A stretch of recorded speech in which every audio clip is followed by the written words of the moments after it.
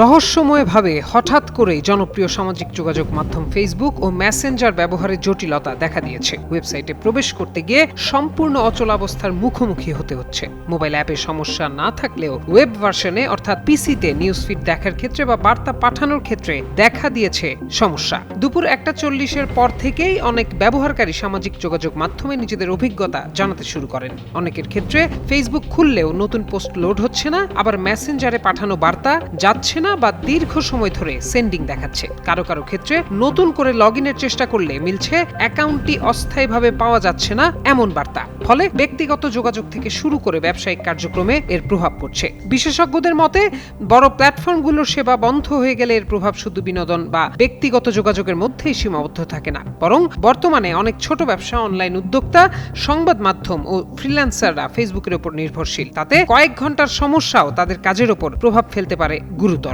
সামাজিক যোগাযোগ মাধ্যম এখন মানুষের দৈনন্দিন জীবনের গুরুত্বপূর্ণ অংশ। তাই ফেসবুক, মেসেঞ্জারের মতো বড় প্ল্যাটফর্মে সাময়িক সমস্যা তৈরি হলে ব্যবহারকারীদের মধ্যে দ্রুত উদ্বেগ ছড়িয়ে পড়ে। মেটার পক্ষ থেকে আনুষ্ঠানিকভাবে সমস্যার কারণ বা সমাধানের বিষয়ে বিস্তারিত তথ্য না পাওয়া পর্যন্ত ব্যবহারকারীদের অপেক্ষা করা ছাড়া আর কোনো বিকল্প নেই।